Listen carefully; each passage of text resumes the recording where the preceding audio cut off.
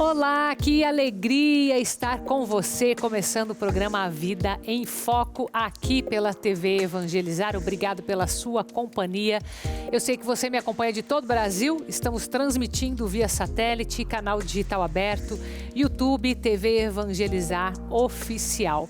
E hoje estamos às vésperas das festividades desta grande santa que temos muita devoção no Brasil, que é Santa Rita de Cássia. Por isso vamos falar sobre ela, temos até relíquia aqui no programa e falar das festividades que vão acontecer aqui no Santuário Santa Rita de Cássia de Curitiba. Então eu vou falar daqui a pouquinho com o pároco, que é Nilson, o padre Nilson Hellman.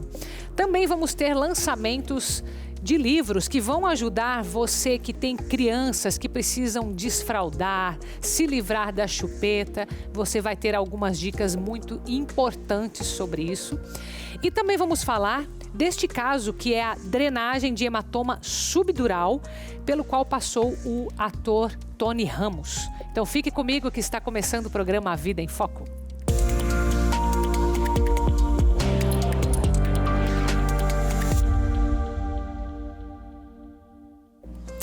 E hoje eu vou abrir este programa com um momento muito especial que foi vivido pelo padre Reginaldo Manzotti lá em Giovanni Rotondo, onde ele conseguiu fazer as bênçãos das fitinhas e das medalhas de São Pio de Pietrelcina, nesse momento tão especial que nós estamos vivendo na obra Evangelizar, que é o ano de São Pio, e ele fez com as próprias luvas de São Pio de Pietrelcina. Eu quero compartilhar com você como foi esse momento. O Paulo, que é um grande amigo meu da obra Evangelizar, trouxe uma das luvas do Padre Pio para a bênção. É algo de grande importância para mim, toda vez que eu a toco, cada vez que eu a vejo.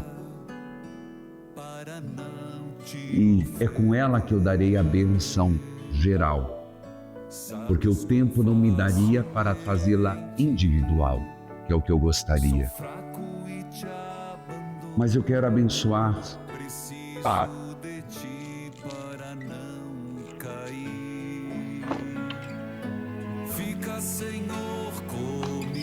mais uma vez todos os associados da obra, pensando em todo o Brasil, os que hoje são associados, os que se tornarão associados no futuro, os que colaboram das mais variadas formas. Quero abençoar de forma essas medalhas de São Pio de Pietrelcina, lembrando as milhares de medalhas que serão enviadas quando terminarmos a campanha de Jesus das Santas Chagas deste ano, no mês de setembro. Agradecendo a Deus por todas as colaborações. A fitinha com a medalha de São Pio e Jesus das Santas Chagas.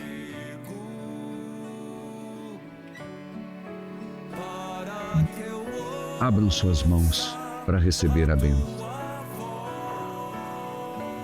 Senhor Deus, de infinita misericórdia e bondade, que destes ao mundo um apóstolo tão fervoroso, um homem tão santo, que se santificou nesta igreja, na Eucaristia e no confessionário, que se santificou nas tuas santas chagas. São Pio, intercessor da obra Evangelizar é preciso, intercessor da minha santidade, na busca de Deus. Afaste todo inimigo, afaste, Senhor, todo o mal. Desarme, Senhor, por intercessão de São Pio, as ciladas do inimigo, as armadilhas que foram feitas. São Pio de Pietrelcina, como cuidaste deste hospital, ajude-nos a cuidar da terra prometida.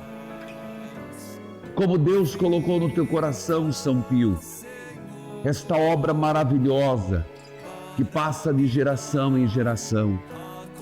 Ajude-nos na obra, evangelizar é preciso.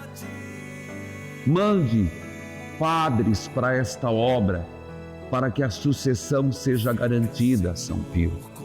Mande santos sacerdotes, mais santos do que eu. Mande pessoas mais qualificadas, bispos que sejam amigos da obra. São Pio de Pietrelcina, eu te entreguei esta causa, São Pio, e eu te peço, valei-me. São Pio de Pietrelcina, cuida daquilo que foi colocado no teu coração. Use os teus méritos diante de Jesus para rogar por nós, pela obra evangelizar e por mim, este humilde e pecador sacerdote. Que a bênção de Deus recaia sobre todos, o Pai, Filho e Espírito Santo.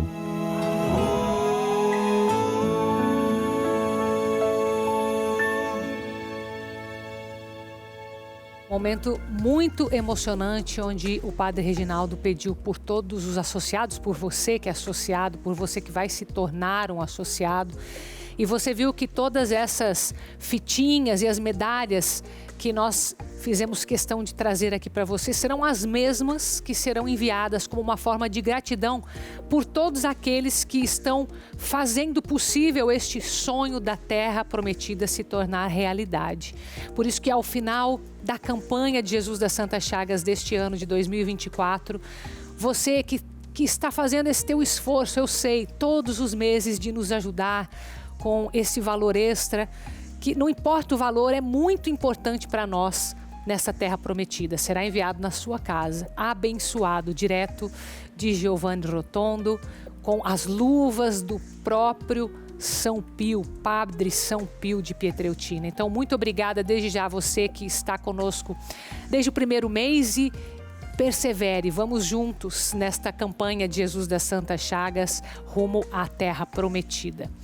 Bom, e hoje, depois de tantas emoções, tem mais ainda, viu? Aqui para você no programa, porque esta grande santa, Santa Rita de Cássia, que amanhã nós vamos celebrar, né, Padre? E que é a santa das causas impossíveis, assim que ela é conhecida, né? Seja muito bem-vindo, viu? Padre Nilson Hellman, pároco, reitor do Santuário Santa Rita de Cássia aqui de Curitiba. Boa tarde, Carol. É uma alegria estar aqui com você novamente para falar um pouco sobre Santa Rita. Eu que agradeço. Eu queria começar, sei que Santa Rita, ela é muito conhecida, tanto a história dela, né? Temos muita devoção no Brasil. E hoje nós temos essa relíquia aqui, que o senhor trouxe. Muito obrigada por trazer lá do santuário. É uma relíquia de... Uma relíquia de primeiro grau. Um fragmento de um osso de Santa Rita de Cássia, que chegou ao nosso santuário em 1976 e está conosco então desde então e nos últimos anos exposta para a veneração. E qual que é a importância de nos aproximarmos como católicos de uma relíquia de primeiro grau? Eu queria que as pessoas tivessem noção, né, que estar tão próximo de uma relíquia, claro, com a fé que nós temos, entendendo a nossa fé, o que ela nos propicia. Claro. Muitas pessoas, por exemplo, não têm a possibilidade de estarem muito próximas aos santos. Na história da igreja, estar próximo aos santos ajudava os cristãos também a se santificar, porque acreditavam eles que, com proximidade de santos, a gente também acaba se tornando mais santo, tomando um pouco daquilo que o santo viveu, experienciou, como exemplo para bem viver. No Brasil nós estamos um pouco distantes de muitos santos, não, que viveram na Europa. Agora, graças a Deus, temos já alguns santos reconhecidos aqui na nossa terra, mas outros muito conhecidos aqui no Brasil, como Santa Rita de Cássia, muita gente não tem a possibilidade de estar em Cássia. As relíquias, então, nos aproximam desses santos, nos aproximam dessas pessoas que nos ensinam a ser melhores, que nos ensinam a como bem viver o cristianismo, que nos ensinam a crescer na fé e no amor. Sim, e é bonito porque a gente tem tanto o exemplo de vida, né, como por exemplo Santa Rita, que tanto lutou pela conversão dos filhos, do marido, não foi? Foi, ela Fala teve com uma tantas vida, famílias, né? Ela teve uma vida muito difícil, não? É uma vida que muitas mulheres hoje não gostariam. Ela se casou com um homem um pouco difícil, lutou pela conversão dele. Depois perdeu seu esposo assassinado, teve uma dificuldade com os seus filhos e a família do seu marido falecido. Depois enfrentou a perda dos seus 2 filhos, vítimas da peste bubônica. Tentou entrar no convento, também foi deixada de lado por 3 vezes, até que com a ajuda dos seus santos protetores entrou no convento. No convento passou também por algumas dificuldades. Em uma noite, rezando, recebeu de Cristo uma chaga, um espinho na testa, com o qual ela conviveu 15 anos de sua vida. As irmãs, porque não suportavam o cheiro que saía desta ferida na testa, a colocaram no que era o depósito, ou seja, transformaram o depósito do convento num quarto, onde Rita vivia particularmente sozinha naquele espaço, por conta do mau odor que tinha aquela ferida. E hoje ela é conhecida como Santa dos Impossíveis. Então veja, é uma vida que transpassa ou passa todos os estados da vida que uma mulher pode abraçar, não? Ela foi filha, ela foi mãe, ela foi esposa, ela foi viúva, ela foi religiosa consagrada, no caso agostiniana. E muitas mulheres se identificam com ela pela história que ela viveu, pela história de vida que ela enfrentou, e ela então nos ensina também muito nesse sentido, não? Que a santidade, ela pode também ser alcançada no cotidiano da nossa vida, com vários problemas, nas dificuldades da nossa existência. Sim, com certeza. E Padre Nilson, estamos no Brasil inteiro, né? Em preparação para a festividade amanhã, para a celebração. E aqui em Curitiba nós também teremos, né? Já começou, na verdade, no dia 13, a festa de Santa Rita e vai até o dia 22, é isso? Que é amanhã. Isso. Nós celebramos liturgicamente e socialmente a nossa Santa Padroeira. Aqui em Curitiba temos um santuário dedicado a Santa Rita de Cássia, desde 1985, elevado ainda pelo bispo, então, na época. E desde então nós celebramos com muita devoção a nossa Santa Padroeira. Nós começamos com uma novena preparatória no dia 13 de maio. Estaremos concluindo esta novena hoje, dia 21. No domingo passado tivemos a festa social e um grande fluxo de pessoas também nas 5 celebrações que tivemos, mas o auge da nossa festa é amanhã, dia 22 de maio, dia em que Santa Rita também nasce para o céu. Então celebramos este momento com muita devoção em 6 horários de missa com novena. 6 horários? Sim, nós começamos às 7, 9... 12, 14, 16 e 19 horas, seguido de uma procissão luminosa também ao final do dia. Inclusive essa das 19 vai ser transmitida pela TV Evangelizar. Das 16 horas. Das 16 horas. Das 16 horas. Sim, estaremos lá celebrando esta Eucaristia também. Que legal. E aí tem uma parte da solidariedade também que vocês vão fazer, que é o bolo que vocês vão vender. Isso. E que parte dele vai ser revertido para ajudar o Rio Grande do Sul, não é isso? Isso. Acho que isso é importante para o pessoal comer o bolo, saber que está fazendo essa caridade, ajudando a comunidade e ajudando aqueles que mais precisam, exatamente. O bolo de Santa Rita é muito tradicional aqui em Curitiba.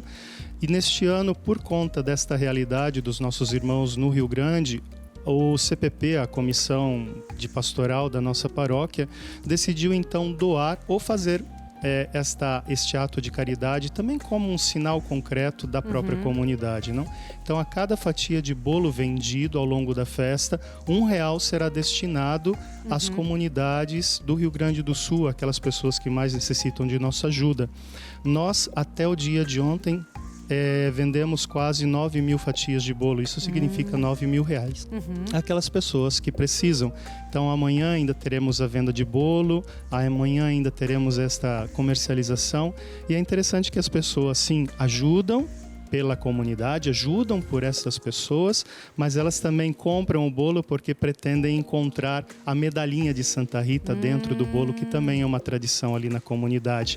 Diz O que significa? Então, diz a devoção popular ali do nosso bairro que quem encontra uma medalhinha de Santa Rita de Cássia dentro do bolo receberá futuramente uma grande graça. Então, as pessoas procurando suas graças acabam também comercializando, comprando este bolo e, obviamente, degustando dele, né? Que bom, muito bom. Então, você também aí de todo o Brasil, procure aí na sua cidade as festividades que certamente vão acontecer também, né? E aqui em Curitiba, então, são vários horários de missa. Acredito que essa procissão luminosa também vai ser muito bonita lá no bairro Auer, né? E você acompanha às 16 horas, às 4 da tarde, aqui pela TV Evangelizar, a transmissão direto lá do Santuário Santa Rita de Cássia, ali no Auer, aqui em Curitiba. Isso, queremos convidar a todos para estar lá presente, você que é aqui de Curitiba, e também acompanhar-nos pela TV Evangelizar às 4 da tarde. Sim, com certeza. Padre, posso pedir que você dê a bênção para quem está em casa com essa relíquia, já que estamos aqui com essa... Claro que sim. Quer ajuda com o microfone? Eu seguro. Aqui nessa câmera aqui. O Senhor esteja convosco, Ele está no meio de nós. Pela intercessão de Santa Rita de Cássia, padroeira dos impossíveis, venha sobre todos os nossos amigos, sobre todas as pessoas que nos acompanham pela TV Evangelizar, a bênção de Deus Todo-Poderoso, Pai, Filho e Espírito Santo. Amém. Obrigada, Padre, por ter vindo. Deixa eu fazer o sinal da cruz aqui para eu pegar. Muito obrigada por ter vindo, viu? Que Deus abençoe as festividades, né? Hoje, amanhã, derramando muitas graças aí por intercessão de Santa Rita de Cássia. Amém. Agradeço muitíssimo. Deus abençoe vocês e a todos aqueles que nos acompanham. Amém. Obrigada. Você permaneça aqui conosco, porque a gente já vai falar sobre o desfraude, o tirar ou deixar a chupeta já no próximo bloco. Então a gente sai com imagens da cidade de Águas de Lindóia, em São Paulo, que me acompanha pelo canal 29.1. Mais de 17 mil habitantes neste momento. Muito obrigada e volte comigo.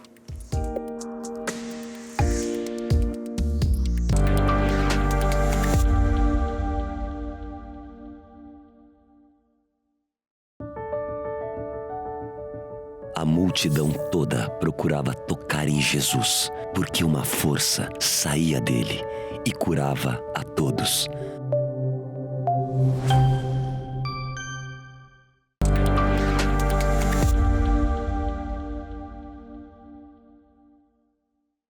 De volta com o programa A Vida em Foco, e lembrando que hoje na nossa programação, por estarmos vivendo o ano de São Pio na obra Evangelizar, nós temos a Ladainha de São Pio com o diácono Rômulo Canuto, que vai ao ar toda segunda, terça e quarta às 18h45. E durante esses episódios, que são muito ricos, você aprende da vida de São Pio, principalmente das virtudes dele. E ao final, reza conosco a Ladainha de São Pio. Então fica o convite, 18h45, hoje na programação também segundas, terças e quartas-feiras aqui na nossa grade. Agora a gente fala sobre os desafios que as famílias têm quando chega um certo ponto em que as crianças precisam crescer um pouquinho, né? Então por isso estou com duas convidadas muito especiais aqui, a Dani Sommer, que é escritora, a Daphne Lambros, que é ilustradora. Sejam bem-vindas, viu? Obrigada, é um prazer estar aqui novamente. Eu que agradeço. Obrigada, Carol. Bem-vinda, viu? Obrigada. Bom, hoje a gente vai falar sobre desfraude, né? Tem alguém com fralda? Tem alguém sem fralda? Sim, a gente até deixou uma plaquinha ali para ser bem a transição. Então, eu achei bem essa... Deixa eu pegar aqui um livro para você. Tem o da chupeta aqui. Essa plaquinha, então, você coloca ali porque às vezes está com, às vezes está sem, é isso? Às vezes com a chupeta, às vezes sem a chupeta, às vezes com a fralda, às vezes sem a fralda. Ainda não está ali 100% firme. Sim, bem na transição. Mesmo. É isso? E qual que é a proposta, também Dani? é incentivar as crianças, né? Porque muitas estão completamente mas a ideia é que o livro ajude as famílias nessa transição. Que eles se inspirem nos personagens do livro para mudar, porque eles cresceram, né? Não precisa mais nem da fralda, nem da chupeta. Mas, por exemplo, aqui, o que eles vão fazer? Eles têm que perceber se essa criança está pronta, tem uma idade para isso? As ilustrações vão acabar incentivando de alguma forma? As ilustrações, elas ajudam a completar o texto, né? Que é todo feito em rima. E não diz assim uma data exata, mas ele dá um incentivo bem humorado para a criança se animar e falar: acho que eu vou tentar dormir sem fralda. E até para os pais mesmo: acho que eu vou tentar tirar a chupeta do meu filho. Não deve ser um monstro assim, ele ficar sem chupeta. Entendi. Então, o livro, junto com a história e com a ilustração, é muito isso. Mostra um pouco a realidade dos pais que estão nesse momento de transição, através do texto, mas também dá um incentivo de que vai ficar tudo bem. Se você não usar a fralda ou tirar a chupeta. Mas geralmente aqui, qual a idade que vocês pensaram? É o que, 2 anos, 3? Normalmente, assim, nós não somos psicólogas nem pediatras, nada. Experiência de mãe mesmo, escritora e ilustradora. Né? Conta. Mas normalmente ali 2 anos e meio, 3 anos, a fase que se pensa nisso, né? Tem que sentir quando acha que está preparado para dar um empurrãozinho. E normalmente a fralda o pessoal espera acabar o inverno, que daí é mais fácil. Sim, né? porque daí não fica, aquela a criança não passa toda, frio e tal, né? Tudo E isso. a fralda pesa muito no bolso, né? Então, também. É uma hora que até o orçamento familiar começa a apertar um pouquinho, né? É uma junção, né?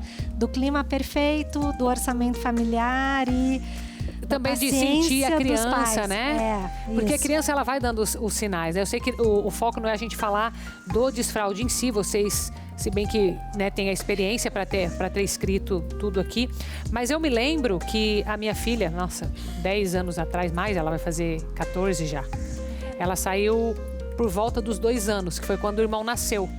E ela já estava a noite inteira com a fralda seca. Então, de manhã, acordava e enchia de uma vez. Eu falei, opa, tem algum sinal. Aí fui observando, então aí fui fazendo essa transição. E a chupeta, eu não sei o que aconteceu até hoje. Mas, por exemplo, o dela, eu sei que ela foi convencida, tal, trocou a chupeta por alguma coisa. E o irmão, ela chegou e falou alguma coisa pra ele no ouvido, que a gente não sabe o que é, e ele simplesmente pegou a chupeta e jogou fora. Que máximo! Eu não sei o que aconteceu, qual foi o papo ali, sabe? Mas, ou seja, essas coisas influenciam, isso que eu quis dizer, né? Influenciam. Alguém que vem, então ali tem um personagem, tá mostrando tudo, facilita, né? Com certeza, e acho que esse livro, ele dá uma ajudinha, assim, pelo menos abre o assunto na família. Na família do pai, mãe, da criancinha. Olha, tá no momento. Então, é um incentivador para né? esse movimento, que é um dos primeiros passos de liberdade, acho, da criança e dos pais, né? Sim, sim. Que nem ali o dia que eu lembro, o dia que eu deixei de sair com a minha filha e a bolsa de fralda. Nossa, tipo, o que eu aconteceu? achei que eu tinha esquecido ela, porque faltava algum peso no meu corpo. E aqui vocês têm vários temas, né? Sim. Tem alguém sem chupeta ou com chupeta, com fralda, sem fralda, mas tem mais aqui. Tem alguém na barriga da mamãe, então quando tá vindo irmãozinhos. Isso, esse é bem pra contar quando a mãe tá grávida e não vai mais ser o filho único. Então, pra contar de forma lúdica, sem estresses, assim, de forma bem tranquila, que vai chegar um novo membro na família e que é pra ser recebido com carinho, né? Que os dois vão ter atenção. E aqui eu acho que é interessante, dá pra usar nos dois casos, né? Tanto a criança que já sabe que tem alguém e fala, nossa, aqui também tem alguém falando disso, ou para aquela que vai receber uma notícia, né? Sim. Que também é bem criativa a forma de dar notícia, né? Tem muitos pais que pegam o livro pra contar. Deve ser interessante a reação, né? Nossa, é verdade. Vocês já viram a reação das crianças? Já, é bem legal. Daí a pessoa a criança lê e fala, mas a gente? É mesmo? Daí... Que legal. E esse livro é muito especial, porque foi o primeiro livro que a Dani escreveu e me chamou para desenhar. Então a minha carreira como ilustradora de livro infantil começou nesse livro aí. E ele é muito legal porque a Dani escreveu ele porque ela não achou nenhum livro que ajudasse ela a contar para o filho dela que ele ia ter uma irmã. Ele surgiu por necessidade própria. Até a foto aí da ecografia é uma filha, verdadeira. É minha filha, na barriga mesmo. Muito legal. Muito e depois legal. a gente foi evoluindo nas etapas que acontecem com as crianças, né? O outro é o Tem Alguém Indo Trabalhar, que justamente fala que os pais precisam sair de casa para trabalhar, né? Que a criança não precisa chorar, independente se ela for para a escola ou ficar com algum familiar ou babá, os pais vão voltar no final do dia. Então isso está contado aqui também. A criança não precisa trabalhar, também é um alerta, né? Que a criança não tem que trabalhar, tem que ser criança, tem que estudar, brincar, jogar bola. Sim. E ele explora um pouquinho de cada profissão também, para mostrar que para o mundo funcionar, cada um tem o seu papel, né? Independente da profissão, legal. todas são super importantes. Legal. Esse livro, até que faixa etária ele vai pegar? Esse tipo aqui de ilustração e tudo? Bom, vai desde o bebezinho, que os pais podem ter o livro para ir contando a história, estimulando a leitura, né? Até nossos filhos aí que têm 10 anos, que já sabem ler, que podem ler para o irmãozinho. Então, é ideal para criança de 6, 7 anos. Mas ele tem uma abrangência na história, porque pega todas essas idades, etapas também, né? Da vida. E esse aqui, Tem Alguém Indo Viajar. Aí é pra que eles... Esse os pais vão fazer uma viagem sem os filhos. Sem os filhos, é isso que eu ia perguntar. Ou se era pra preparar os filhos pra ir junto, não? Não. Esse os filhos ficam, mas o curioso dele é que cada página do livro traz um pouquinho de um país. Então, ou curiosidades da gastronomia, da tradição, da vestimenta. Daí eles vão acabar o livro e vão falar assim, quero ir junto. Mas é bom eles entenderem que os pais trabalharam, ajudaram, criaram, e agora eles também podem se divertir. Ó, tem Jerusalém aqui, Mar Morto. Olha que legal. Foram peregrinar, então, os pais. Que legal, muito bom. E esse livro e os dois ali tem uma curiosidade, que são algumas páginas que a ilustradora empacou. E a ilustradora? E aí a gente convidou, eu perguntei pra Dani se podia, e a gente convidou crianças para ilustrar.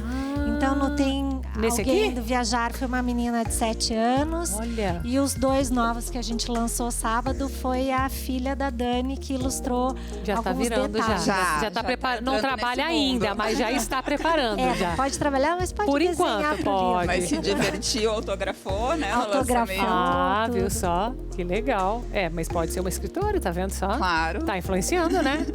Ou ilustradora. Ou uma ilustradora, exatamente. Que é a mesma coisa, porque só muda a linguagem, é tudo comunicação, né? Exatamente. Minhas queridas, muito obrigada por vir apresentar esses temas que facilitam a vida de tantas famílias, viu? Muito obrigada. Obrigada a vocês, viu? Obrigada. Próximo assunto é mais sério, viu? A gente vai falar sobre saúde, sobre o sangramento intracraniano que teve o ator Tony Ramos. Então, vamos sair para um intervalo com imagens da cidade de Dourados, Mato Grosso do Sul, canal 39.1, que tem como padroeira Nossa Senhora Imaculada Conceição. Já eu volto.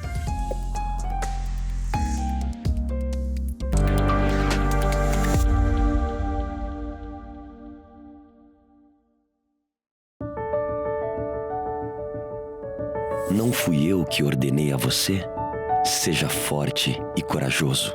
Não se apavore, nem desanime, pois o Senhor, o seu Deus, estará com você por onde você andar.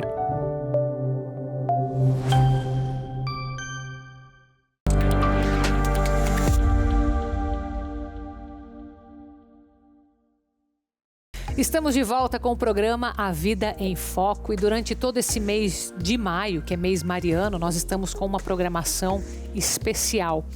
Essa semana ainda mais, porque nós temos também Santa Rita de Cássia. Então, hoje eu quero começar pela nossa devoção, né, de Jesus das Santas Chagas, porque às 19 horas nós teremos o encontro das líderes mensageiros com o padre Jorge Fortunato. E amanhã, que é dia de Santa Rita, a partir da 1 da manhã, nós já temos o Cine Especial Santa Rita de Cássia. Às 2h45, um documentário que conta a história da vida de Santa Rita de Cássia. E às 16 horas, às 4 da tarde, a missa direto do Santuário de Santa Rita de Cássia, aqui em Curitiba, no Paraná. Então acompanhe toda a programação pela TV Evangelizar.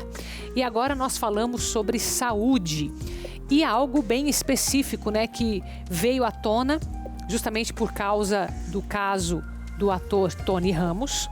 Então nós vamos conversar com o meu convidado agora, que é Dr. Joseph Franklin Chenes, que é neurocirurgião do Hospital INC de Curitiba, e falar sobre essa drenagem de hematoma subdurial, é assim o nome, né? Exato. O nosso querido Tony Ramos, né, passou recentemente por esse procedimento cirúrgico. Na prática neurocirúrgica, ele é algo muito comum. Então, nós neurocirurgiões não nos assustamos, assim. A gente conhece bastante, opera bastante. Mas a mídia leiga se assusta bastante porque é uma hemorragia não tão falada quanto os AVCs, os aneurismas, né? Então, o Tony Ramos foi vítima disso para nós neurocirurgiões. É um hematoma, não, é um sangramento. É um sangramento, exato. Tá. Ele é um sangramento, o ponto-chave de tudo é que ele é um sangramento fora do cérebro. Isso é uma coisa muito importante, em termos de prognóstico futuro, né? Tá. Quando a gente tem um sangramento dentro do cérebro, é uma situação muito grave e emergencial. No caso dele, a gente tem um sangramento que fica abaixo do osso, mas em cima do cérebro, não dentro do cérebro. Então vai dar região sintoma... externa ali. Região externa, que a gente chama de espaço subdural. Tá. E essa região, ela vai dar sintomas por compressão. Quer dizer, ele não está dentro do cérebro, mas à medida que ele vai empurrando o cérebro, ele pode gerar um certo sintoma. Entendi. Então, mas é algo considerado grave ou não? Por ser considerado na cabeça grave, também, né? Não defendendo o meu peixe, mas a neurocirurgia em geral é uma cirurgia muito delicada mesmo, né? Mas dentro do nosso arsenal de neurocirurgias é uma cirurgia relativamente simples. Então, os neurocirurgiões estão com bastante esperança que vai dar tudo certo para eles, vai sair bem. E como que é? Você falou de sintomas, é algo que é visível ou não? Então, é uma pergunta bem interessante, porque esse hematoma subdural, geralmente ele ocorre por um traumatismo craniano. Tá. No caso do Tony Ramos, claro que isso não foi divulgado, eu também não tenho dados assim, mas geralmente é um traumatismo craniano antigo, porque o que a gente está esperando dele é um hematoma subdural crônico, que é o hematoma mais simples de tratar. O hematoma subdural agudo, ele é aquele paciente vítima de um acidente que bate a cabeça e faz um coágulo na hora, é muito grave. O dele é crônico, que geralmente a gente vê em pacientes com mais idade, depois dos 70, né? Então ele deve ter tido algum pequeno traumatismo craniano há 2, 3 meses atrás, e esse hematoma foi se formando levemente em volta do cérebro. Mas quando você fala pequeno, pode ser assim uma pancada, uma queda num futebol, menor, assim, numa bicicleta, é mesmo? Eu tive algum paciente, por exemplo, que foi na geladeira pegar um alimento e bateu a cabeça naquelas bandejinhas. 3 meses depois eu estava operando ele. Então, isso é uma mensagem mais importante, assim, se fosse para passar, era para pacientes com mais de 60, 70 anos. Qualquer pequeno traumatismo craniano, se começar com algum sintoma neurológico, mesmo que 2 a 3 meses depois, tem que procurar um médico que pode ter um hematoma desse tipo. Que para nós é simples, mas para eles vai dar os sintomas, que nem você perguntou. Eles vão começar a perder força de um lado do corpo, muita dor de cabeça, tontura. Então lembra um AVC realmente os sintomas, né? Lembra um AVC. Entendi. Mas a pessoa, ela foi... Você falou que esse não é o agudo, que esse é o crônico. Possivelmente crônico, né? Pela evolução boa dele. Pelo Mas que ela a gente conviveu vê, né? com isso daí por vários anos? Como que é isso? Por De repente meses, vem. assim. É mesmo? Pode ocorrer até 2 a 3 meses. A gente tem na prática, a gente vê isso, né? Então, o paciente de mais idade, ele tem o cérebro um pouquinho menor em relação ao osso. O cérebro com o tempo diminui. E esse espaço que se cria entre o cérebro e o crânio aumenta a chance de aumentar, de ter coágulos ali ao redor. Entendi. E às vezes ele está 1, 2 meses com isso se formando, e quando atingir um limite de compressão cerebral suficiente, ele começa a ter sintoma. Então, às vezes, eles ficam 2 meses sem sintoma, isso que assusta, né? Mas então, esse sem sintoma, durante esses meses que ele teve ali, vamos dizer, ali a pancada e de fato descobrir, ele não ficou com um sangramento, ele tinha um hematoma. Um hematoma que ele foi se perpetuando. Isso começa a sangrar, é isso? Ele vai se perpetuando muito lentamente, por isso não dá sintoma. É uma cascata de coagulação, assim. Então, é um micro sangramento que gera um novo sangramento todo dia, bem pouquinho. E ele tá bem, tá tranquilo, o cérebro tá aguentando. Ele cicatrizou, mas ele vai meio que se machucando de novo. Exatamente. Nossa, muito interessante, né? E isso como que vocês detectam? É por exame? Exame de tomografia simples já é suficiente. Claro que a gente tem a ressonância, que é o exame mais avançado, mas uma tomografia simples de crânio já é suficiente. E assim, é certeiro esse diagnóstico? Ou tem que, de repente, ir para a cirurgia para ver o que era? Não. Pela tomografia, hoje a gente consegue, assim, a qualidade da radiologia mundial, assim, nos permite ter certeza do diagnóstico com o exame de imagem, assim, né? A clínica com o exame de imagem é suficiente, assim. E daí, para fazer essa cirurgia, quanto tempo? É complexo? Você falou que não é tão complicada perto do que vocês fazem, mas lembra que aqui a gente é tudo leigo nessa área, né? Nessa área, né? Então, assim, a cirurgia para um hematoma subdural crônico, que é possivelmente o caso dele, ela é uma cirurgia simples, uma cirurgia de 1 hora, mais ou menos, tá?